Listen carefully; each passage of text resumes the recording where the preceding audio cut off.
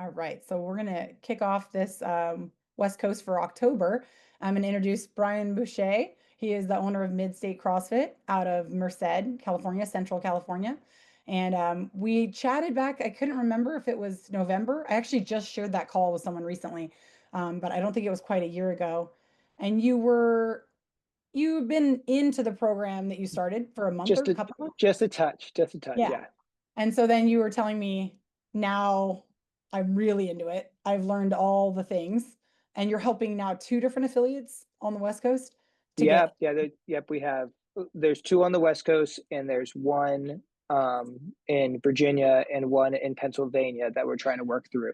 But California specifically is the one I feel most confident I could um, help individuals build an adaptive athlete program for sure. It's awesome. Yeah. Yeah, So I gave like there's a little teaser. I can't remember if Ren, were you on the call last time? I don't remember. I know I think a couple Ren, Mitch, even CrossFit 1776 may know just enough about what we're doing to be dangerous, but I will give as much of a insight into it as I can. I'm sure it's just like finding the right language state to state in the right department state to state to sort out where funding's coming from because clearly departments of disabilities span all 50 states. right. Okay.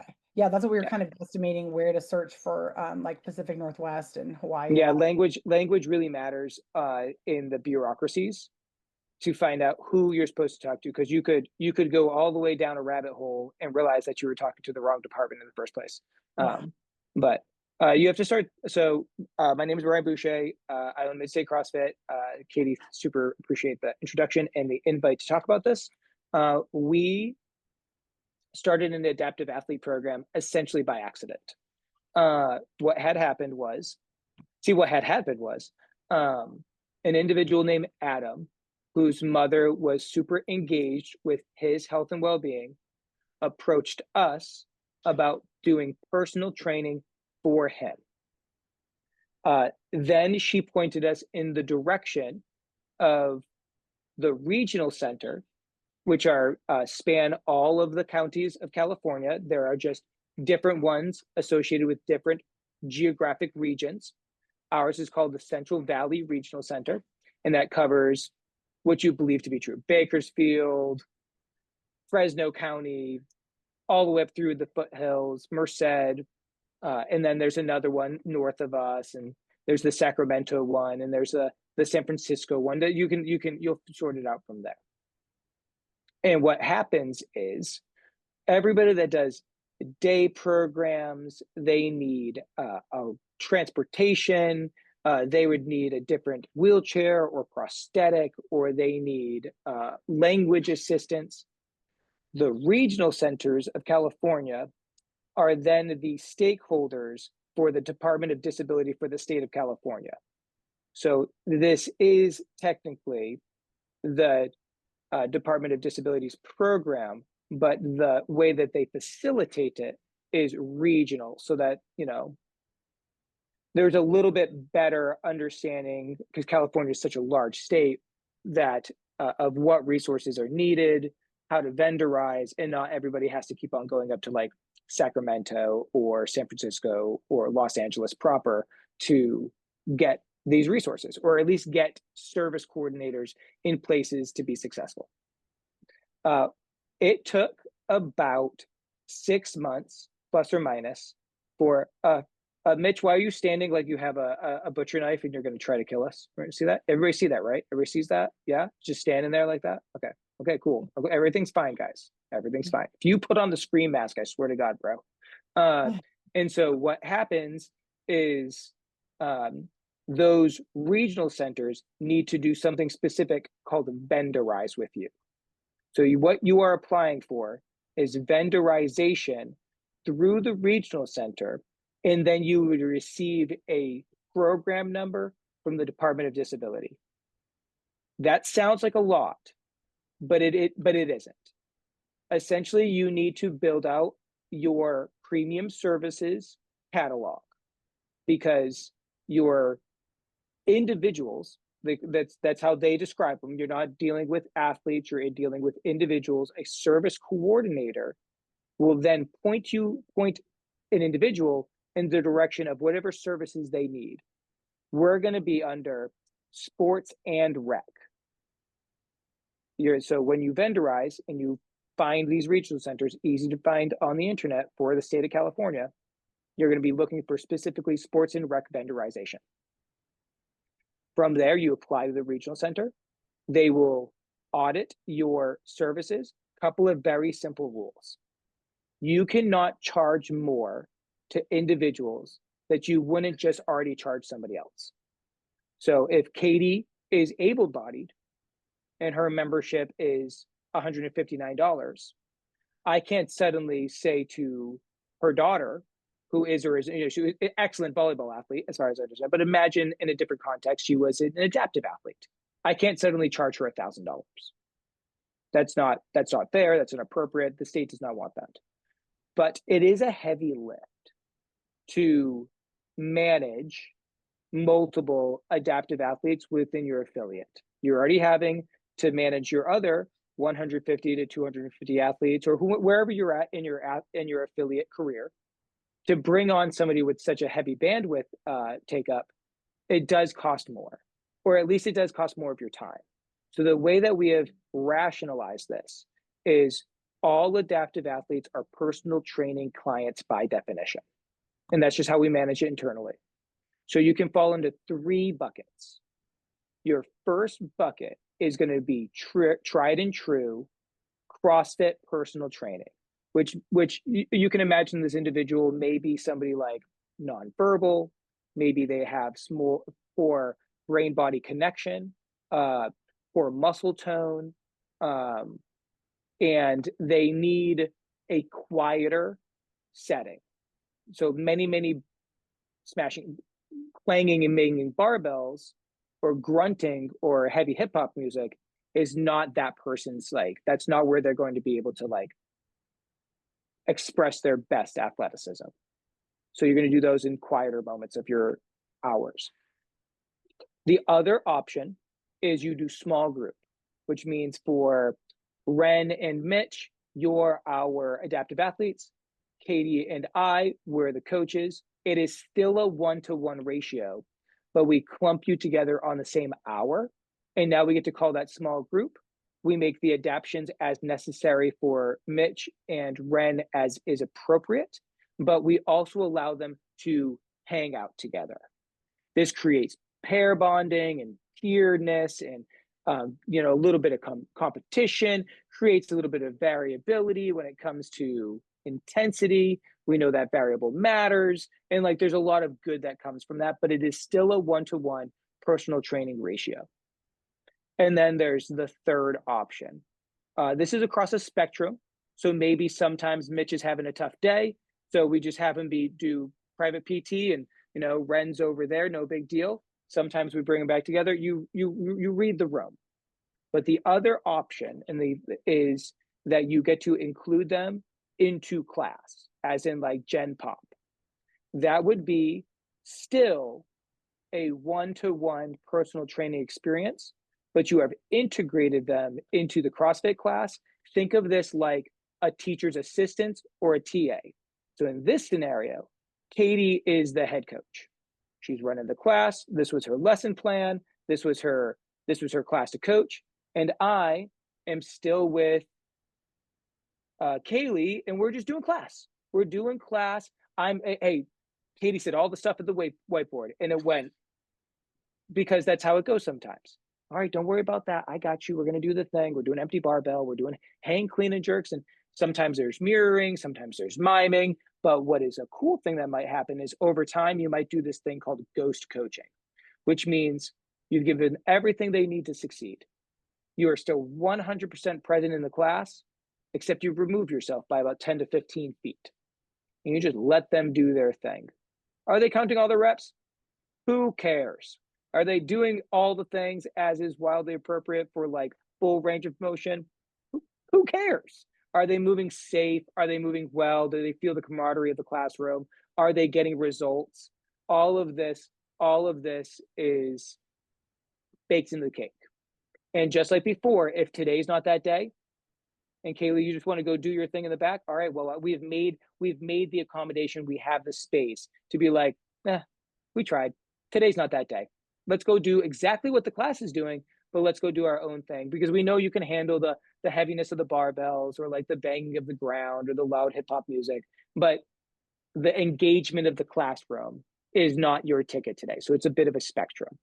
You'd be surprised how well it goes often. That still feels like personal training. Now, to cover our butts, a little bit of CYA, all classes, and I'm going to share, let me do a little bit of work right here. I'm going to share my screen here in a moment. Google Drive. I'm going to show you my Atom and what it might look like when class is done. So very simple notes. After class, can everybody see this? Thumbs up. All right, sweet. After class, you just write very simple notes of how it went. I'll read you yesterday's. 10:13, BB was the coach, wanted to hang out with the girls. Because that's absolutely what Adam wanted to do when he did his daily check-in. He wanted to hang out with all the cute blondes in the office, 100%. And I said, are we coming, bro? Are we doing this thing? And so we're doing a lift off. And so it's our big membership appreciation week. So he built up to a heavy hang, clean, and jerk from jerk blocks. 50 pounds, exclamation mark, go team blue, because that's what team he's on, because that's my team, because winners win. Learning continuous, leaned into continuous mirroring as way to facilitate exercise. He has not quite figured out core to extremity. His press is excellent, and he could clearly do more, but his hips to shoulder movement lacks pop.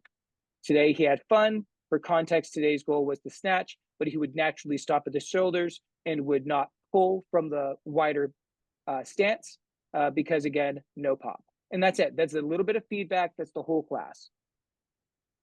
Adam's another coach for me while I was at the college the other day.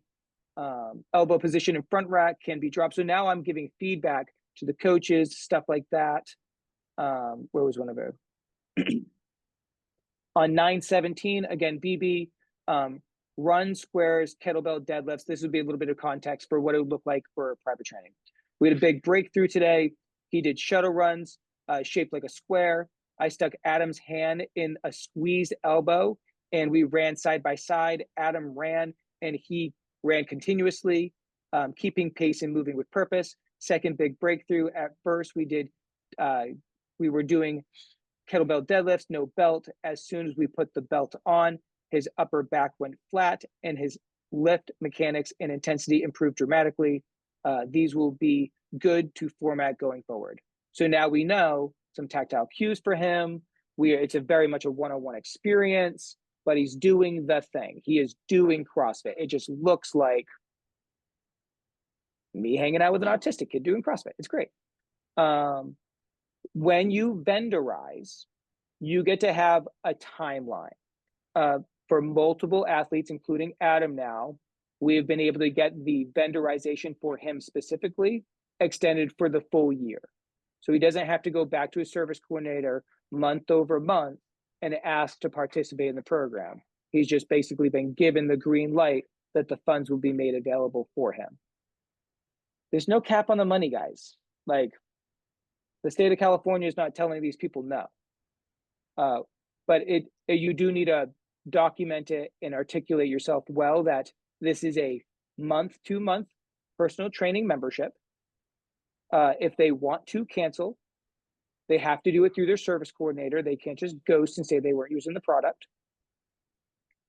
And regular communication with the family and the service coordinator is really best practice. You want to show the value to them. They see it. I mean, for just posture, just in posture and how Adam manages the world, he's had dramatic life improvements. What is something else I want to share with you guys? Oh, on ramping. Okay, how do you get? Go ahead, Katie. Let me stop. Let me pause right there. You generally have a feel for what the program looks like.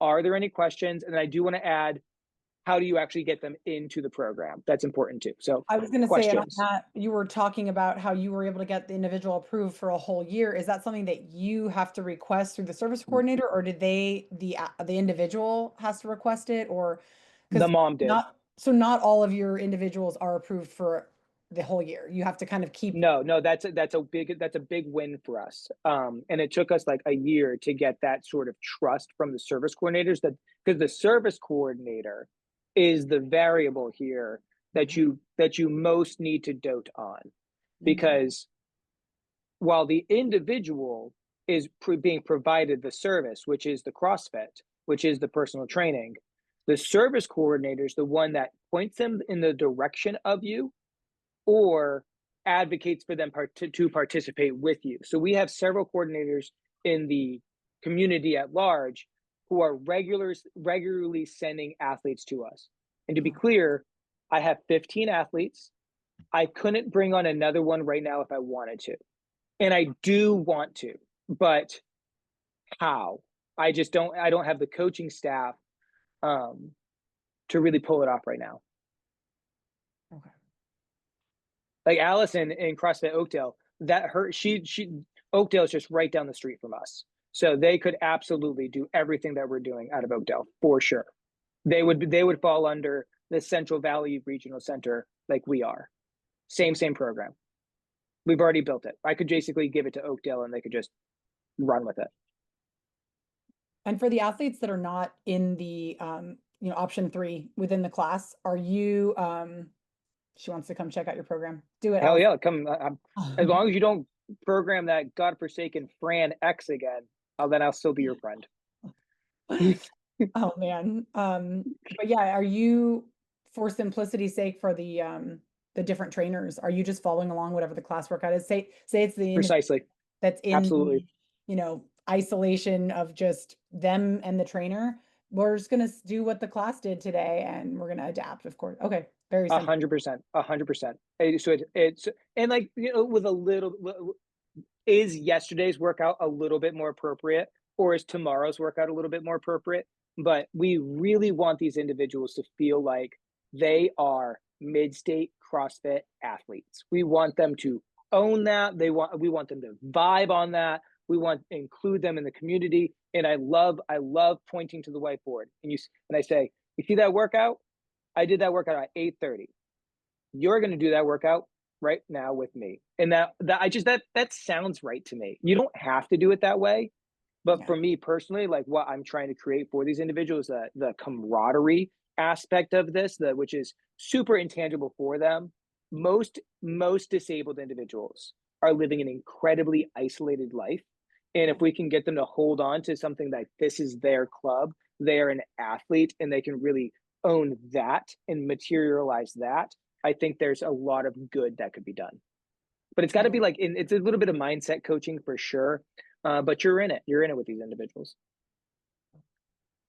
You suddenly become the most important person in their life because, like, most of the time they're a burden, right? They can't drive, they can't quite cook for themselves, and they're being told no constantly. No, you can't do this. No, you can't do that. And they come to a CrossFit gym, and all of a sudden I'm telling them that they're going to squat below parallel because I know they can. And if it takes me 5 years to get there, well, then so be it. But it didn't. It didn't take 5 years. well, and every day you're showing them all the things that they can do. Can do what they can do. Shit, Adam went to the Azores for the first international travel of his entire life. And it is clear to me that if he didn't train CrossFit for the year before that came, he was going to be a burden on some of those hikes. But instead, as far as I've been told, he was unruly, and they need to hold him back a little bit. Can't climb the mountain by yourself, Adam. What are we doing here? Oh, that's awesome. So I remember We last time you talked about how the process of vendorization was daunting, or It just was. a lot of red tape, and I know you gave a ton of credit to your To wife. my wife, yeah, thank you. Um, Nikki and Louie persistence. and Ren, they know that, and Mitch, they know that all to be true. Yes. So I think I like you said, it's going to be a little bit different from one regional center to the next, but if there are any kind of general tips or things to expect, you had told me how like you learned all the mistakes to make. I don't know if that really was Mhm. around vendorization or maybe more so around It, tracking the it, individuals. But yeah. what it was I was trying to take materials that already existed on the internet and just use them, and that didn't work. So this brought me to the thought that I was like, hey, let's pause for questions real quick before I answer this next question. Does anybody else have any particular questions on what's been brought up so far, the personal training aspect and the three columns in which they might fall into? I had a question. I don't know if this is the appropriate time about the vendorization. Is Yeah, this go ahead. so we do work with the regional center in San Diego, but we get paid through the community interface services. And so I don't think we went through the actual vendorization process, but I guess my question is sometimes it takes us like 90 to like 120 days to get paid in arrear. And so essentially I'm fronting all of that personal training money to our staff, which we service like 3 or 4 regional center people and we see some of them 4 times a week. So like we're talking about like, a lot of money that like we just Mm-hmm. get, but when we get that check, it's awesome, but it's also like scary to float that for so long. If you're vendorized directly through the regional center, how quickly do you actually get reimbursed? The way that Gabby has been doing it is she invoices them monthly, and um, we did have one, and we get paid pretty quickly. I've never had a greater than 2 month backlog. Um, they do it is a monthly subscription for the program. We don't do you do individual personal training classes, or do you charge by the month?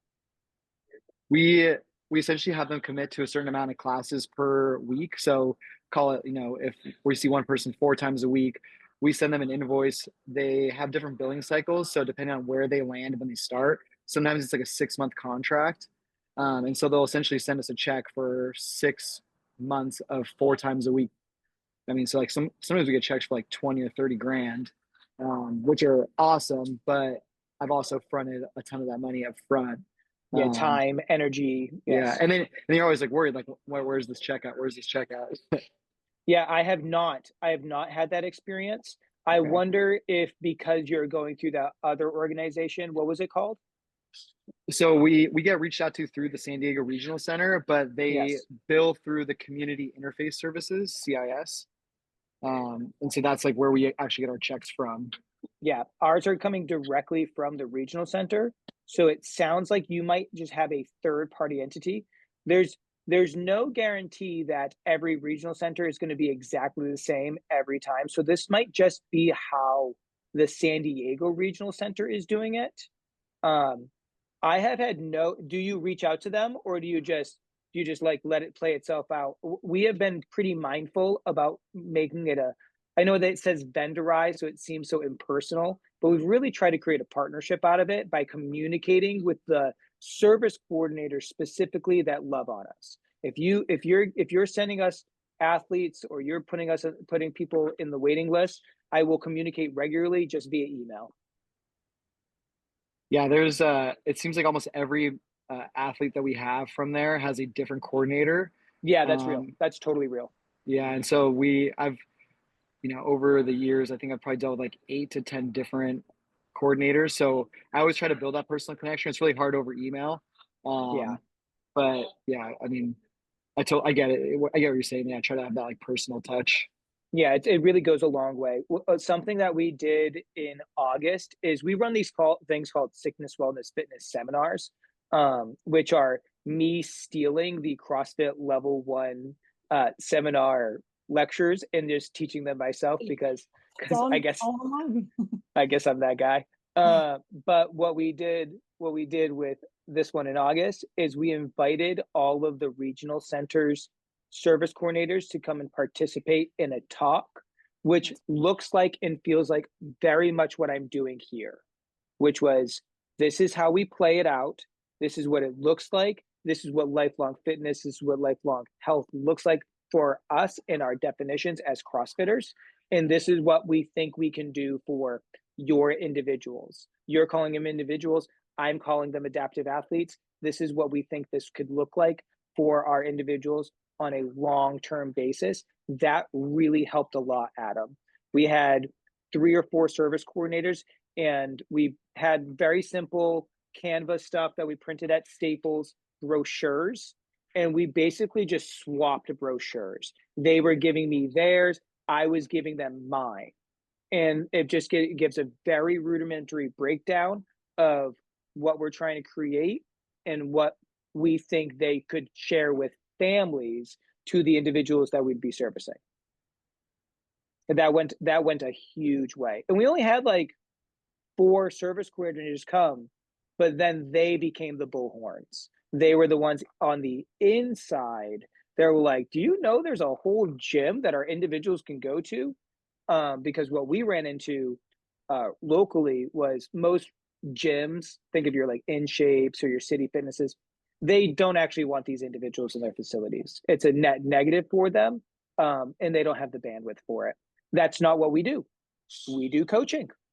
As you know, you have like 3 or 4 athletes. It's a super involved process. It's a completely different atmosphere. Most people don't even know that what we're doing exists. So it's a little bit of an education on the background. It went Adam, to you really, did not yeah, go through the vendorization, is that right? You said that's why you maybe get paid differently because you're not a yeah, vendor? Is that the yeah. difference? Okay. There's no guarantee that even if vendorizing, you wouldn't go through that Oh, system okay. anyway. But that is merely just a suspicion on my end. Okay. One of the mistakes we made is we were trying to find and just reuse medical intake forms. That did not work. I have a background in medicine, and one of the problems was they always usually lead to no's. They lead to No's. They lead to no, you do not qualify. No, you do not. Nope, insurance will not pay for these things. Nope, it always leads to no's. So we created a very, very simple one. It's not. What is their medical background? Do they have any social issues? And then can they go to the bathroom by themselves? Essentially, as long as I like, are you violent or non-violent? Do you have outbursts? Are you sexually deviant? What does that mean? Give me definitions. Because sometimes people will masturbate. I mean, I know this is a CrossFit mastermind class, but sometimes if you're a lonely little person and you got nothing to do, you may be, but is that sexually deviant or is that just somebody that's bored? And then like, how can we mitigate that stuff? But if you're actually abusive, well, then you don't get to be in my gym. But knowing that context, see how that could immediately be a no? If it all just falls into that category, which is a category that you're going to have to be told on your vendorized person, do you want to have this person or do you want to not have this person? Because if they have that check mark on their profile, they can get ruled in and ruled out real quick. Are they verbal or nonverbal? Well, if I say that you have to be verbal, all of my nonverbals get ticked off, and then they would be like not included in the possibility of getting the service. So you just have to like kind of work through this and that'll all come up on the vendorization program through the state of California and the service coordinators. So when you It, had to make your own form, you had those 3 questions, but did you that's also it. you didn't bother putting like, are you verbal or nonverbal? Because that wasn't a no. No, there's well, once we went down that rabbit hole too far, we realized that it was becoming exclusionary Yeah. versus inclusive. Yeah. Once here's the ticket. Once they've put in the intake form, you do an in-person assessment. And I've actually gotten a couple of no's from there. What would happen is somebody would like, for instance, I had one individual who was a yes to come do the in-person assessment. And they got here and they were a kleptomaniac and they were just stealing stuff. And it was hilarious, but it's also like, I can't, this is too much to manage. So this is a no for now. I didn't give them a no forever. I said, hey, Katie, such and such person of yours isn't going to get a spot right now because we just don't have one. We know that we've given them a no. They got some red flags, but like we just say it pleasantly. We say it kindly. They're on the list, but Right. that in-person assessment really lets you know body language, How will they interact in the space? And sometimes it's like a first date. So they're nervous. They're not going to say anything to you, but you get a sense of them, and then you say, "We'll give it a try." And usually it goes really well. A few times people have tried it, and just like Glassman said, CrossFit's for everyone, but not for everyone. Sometimes that happens too, and that's okay. And in those instances, did that person already buy a month? Like, how does that work? Or how do you? So, so Gabby gets to go through the system, and for instance, we've had an individual who's not been here, and I don't want to charge the state for something that somebody's not using, even though they're on the schedule. So what happens is that person gets assigned to me, and then as they continue to not be present, Gabby just won't charge the state or the regional center for the month, and we'll just like basically turn it off. If Okay. his name's Javier, if Javier magically reappears in my life, we'll just turn it back on or talk with the service coordinator, be like, "Hey, She's just you not going to can't set that ghost invoice. me, man. You like I'm paying my employees to personally train you, man. Like you got to be present." But But if that's how they the trained one or two and then they disappeared, are you still going to invoice that month? Because it depends. Two, one or two. The bummer one that we experienced that I didn't like was a family said that they weren't going to use it anymore retroactively. But I had already paid my coach wages for a couple of weeks, and then I had to eat that cost. But that's only happened one time. And the way that we mitigated that is the service coordinator can discontinue the program, not the individual. And we just made that an additional part when we re-upped our contract with the service coordinator with the regional center earlier on. It was actually last month. service coordinator would have to reach out to you and say, we're going to cancel. And you say, Hey, cool, except they've already done this many, so we're not. And then they'll go, oh, we didn't realize. And that yeah, good that way. there's some version of that. Yeah, sometimes it'll get mixed up in the water. Sometimes just know that like you're dealing with the state of California and you're dealing with bureaucracies. Most of the time you'll be just fine, but sometimes you're going to lose, and that's okay. You just build that into the cake. Just know that sometimes it's not going to the cards aren't going to fold your way, but that's only happened to us one time. Okay. You're the man, Mitch. I'll see you later. Thanks, Mitch. Okay, Now, awesome. we've mostly been talking about California here. That's the one I feel most confident in. If you're in Oregon or if you're in Washington, I still do believe that these systems exist, but the language of the departments, their contact information, what do you need? That is a little bit more confusing because state to state. I am working with affiliates to find out this information, but it does seem like a daunting task if we were going to figure out how to do it for all 50 states. Yeah. Yeah. Speaking really broadly and maybe out of pocket, I bet you if you lean a little bit more blue as a state, a lot of these services will exist. And if you lean a little bit more red in a state, I bet you they exist a little bit less. But that doesn't mean it's impossible, because disabled individuals are getting daycare, they're getting transport, they're getting food and drug services. So that exists. But where and do the CrossFit affiliates qualify for services? That is all state to state dependent.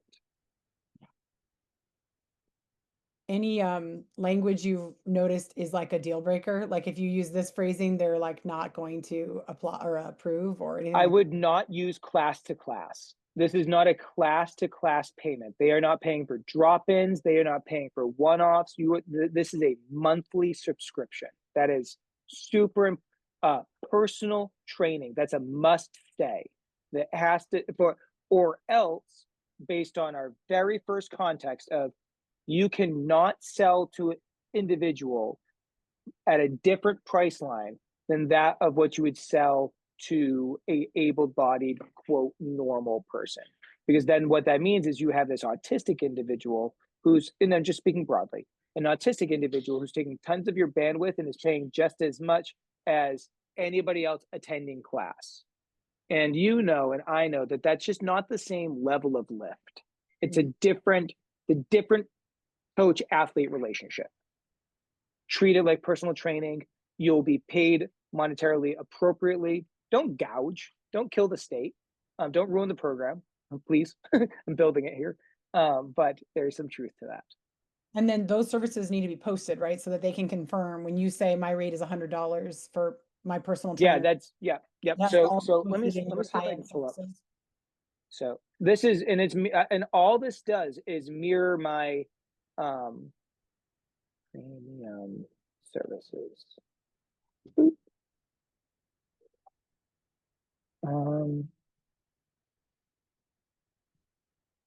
There we go. Boop.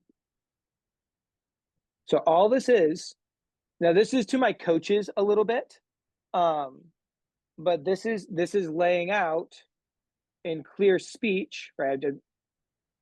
I want my business to be my full-time employees for my CrossFit gym, so don't mind me. Just trying to build an empire. But you can see right here, one-on-one personal training examples, 3 to 4 times per week. I've made some credential incentives. L3s and L4s get paid something else. 3 to 4 times, 75 per session, 60 per session, but it comes out to monthly fees. It always comes out to monthly fees. Okay, so, cool. And that's a Google Doc, guys. You can make that in an afternoon. So you don't have that posted on your website. No. If you want to have premium services with MidState, you have to come in and have done an assessment anyway. Just like we're doing an in-person assessment, I have to see that you're going to do it. I will take money from you, but I'd much rather do that in the context of you're committed to the process, because that's what I'm in the business of. I'm in the business of getting you results and having you live a better life. It doesn't matter if you're abled or adapted, but do the thing. You said you want to do the thing, do the thing. Did the service coordinators have to do any kind of like approval of your facility or a walkthrough or? That'll all, when you vendorize. All do it. They each do it once when you're vendorized. One time you got to go, I wore like a suit and I did a interview. And then from the interview, you do the in-person walkthrough and you show them the facility. Basically, they're just looking for reasonable ADA compliance. Reasonable. They're like simple accommodations, because we're like almost ADA compliant, but they can get you on anything. But these services don't exist. To be clear, it is unlikely that any gym near you will service these individuals. It is unlikely. So you would now be those people. I think I have 100 athletes on my waiting list. I'm not even, like 100. I only have 15. If I wanted to make this my whole business model, I could, but I want to run a CrossFit affiliate. So wow, I want to run the one that I'm running right now. I could do a whole different one with a different business model, but. So the sooner we get some local affiliates approved in your area, the better, because their athletes are right. Coming for you, Oakdale. We need you. I do think that there's a lot of meat on the bone. I am interested to see, and let's really rose-colored glasses this. What if every CrossFit affiliate had 15 adaptive athletes? Yeah. That would change the budgetary line. But if we really think about this, I think it is just a drop of water, because daycare from 8 a.m. to noon cost a whole lot more money than $1,000 a month per person. Like, it costs 10 times that much. Just daycare for my little kid doesn't cost $1,000 a month. And we're giving them CrossFit classes an hour a day, 3 or 4 times a week. And now we're like, these people are sick, bro. I mean, like, chronic disease sick, borderline diabetic, poor muscle tone, kyphosis, I mean, pick your thing. Terrible eating habits. They don't know, like it's all microwave food, and I could go on and on and on about how easy of a lift it is to make very rudimentary life changes for an autistic individual and completely change their health trajectory. But nobody is going to do it for them, and they actually can't do it for themselves. CrossFit. All right. Allison, take my number down because you live like 45 minutes from me. We'll get it to her though. Okay. She just hopped. Yeah. Nikki, let's get it in Washington. Do you think you want to do it? I feel like this would be right up your alley. This is right up Nikki's alley for Right? sure. I mean, it's not easy, but well, and we had a conversation. I just had a friend of mine reach out to me from the Expanding Horizons too about working with juvenile justice involved youth. So there's like, yeah, I think there's some, you have to take the on question is funding. The question is, where does the funding come from? Who is the gatekeeper of the funding? But once you find the funnel, that's the question. Where's the funnel? So if it's for the state of California, it's technically the Department of Disabilities, run through the regional centers. So for Oregon, start with the Department of Disabilities in Oregon, and then figure out if you have one person, if you have exactly one person who's on the in, that's all you actually need. From there, they're going to tell you the secretary in the office is Susan. And that's who you actually needed. The whole damn time, there's going to be some secretary. It's always some random secretary that's like, oh, no, oh, that's not how you do that. You've got to do this. But the question is, who? Yeah. Because they're not going to just advertise it. You got to play the game, which is bullshit. I do agree it's bullshit, but that's how the game is played. Nikki, have you looked into funding for like the or did they tell you is it Expanding Horizons that you said for like justice involved youth or whatever? Yeah. So one of my old members who's up in Spokane, she had heard about it. So it's so funny because I talked to Expanding Horizons a couple like as COVID was coming out, and I talked to them and talked to because I'm connected to our county government, pretty connected. So I knew some of the things, but I wasn't at a place where I could make that happen. And then a lot of things shifted with Expanding Horizons a couple years back. Nothing like they were part of CrossFit ecosphere, and then it was just not the right timing. So there's they kind of went off on their own. So that's one thing.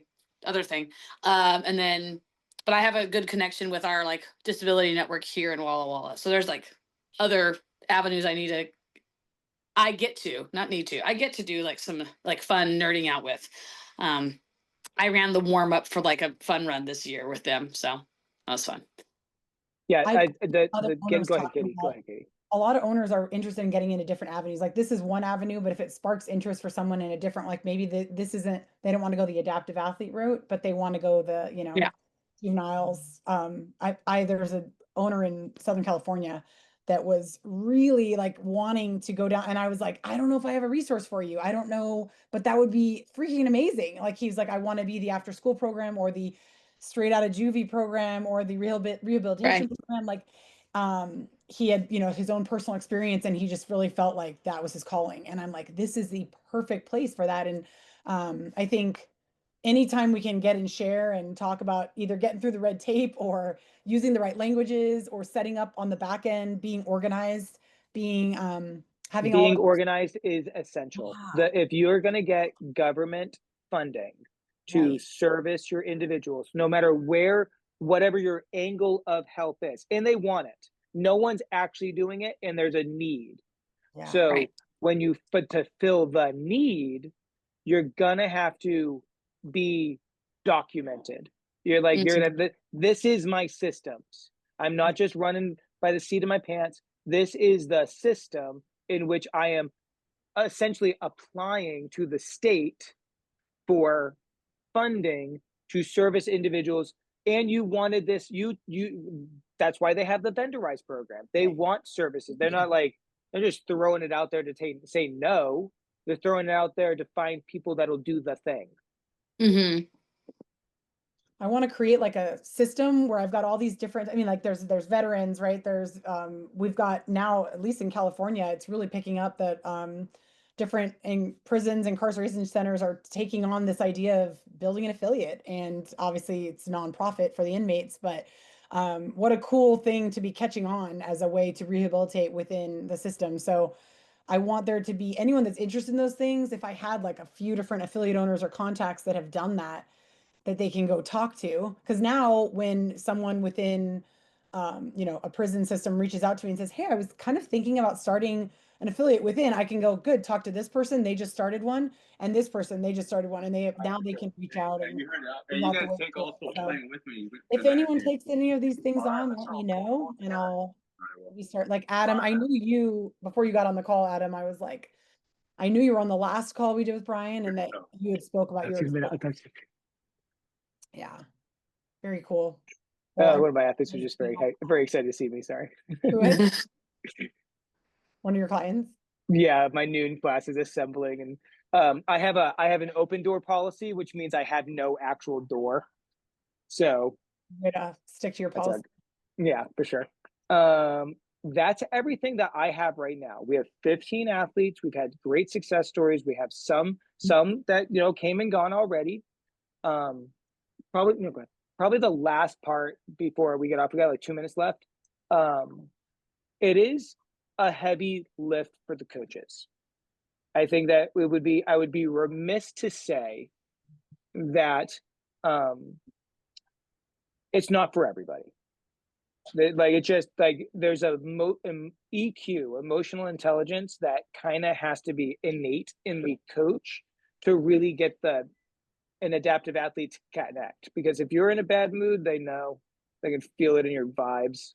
They just have a sixth sense of these things. So just be mindful of that. I have had also coaches that like loved the idea of working with adaptive athletes and then quickly realized that was not their thing. So I've actually had more coaches leave the adaptive athlete program than I've had leave my CrossFit affiliate ever, like within a year. And not that they left my program as coaches, but they were like, I don't want to do adaptive athletes. And so, but that's definitely something to be mindful of as we wrap up a little bit, it's sometimes autistic individuals are really tough to manage, and they're going to do funny things. Or like any disability, they're living with themselves. We're only getting them from an hour or so, Monday, Wednesday, and Friday. So there's just something I do want to say that this isn't for everybody. Just like dealing with inmates is not for everybody. Managing the disabled or the adaptive athletes population just want to throw that out there. No, I appreciate it. You don't get to have bad days. Yeah.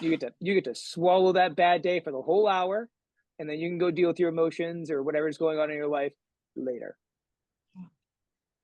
Very good point. Nikki's like, yep. Every day. I get. Nikki lives that. She gets it. Yep, that's real. That's real. And especially for somebody that maybe isn't as educated, what's the right word I'm looking for? Traditionally, as like a counselor like Nikki is. This is, I'm sure, Adam, do you come from a background you're servicing individuals similar to me? I'm basically learning on the job. So there's something to be said there. Yeah, I think just like my autism inside myself is what resonates mostly with our special needs group. Yeah. I got just the right amount of crazy so that they think that I'm one of them, which is totally okay. I will vibe. So, but a touch of the tism. A touch, just enough to be relentless. That's what we need. We all need a little touch of the tism. Touch of the tism. Or full on ADHD. It's fine. Yeah, it's fine. Check that box. Everything's fine, guys. Okay. I've just been playing with this Matchbox as a fidget widget for this entire meeting. So everything's fine, guys. Everything's fine.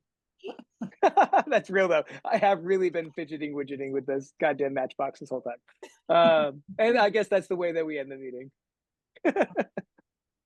Well, I so appreciate you coming on the call and giving us a Heck run. yeah, I'm sorry I was late. That was No, not at that all. I it recorded got crazy this, on me. so I'm going to throw this up for others. And honestly, everyone, even people listening on the recording, please keep an ear out for anyone that's interested or like starting out programs in any. I'm literally building out a document right now with different categories for each of these. I mean, I bet there's even things I haven't even thought of yet. And I think the more options we have when an existing or new affiliate starts and they say, hey, this is my passion project, this is what I want to do. And even if it's not in the same state, someone that's already walked that route and gone through it and can share their experiences, it means it's going to catch on, hopefully, and others are going to do what you did. So thank you, Brian, for sharing that, and hope, Yeah, it's great.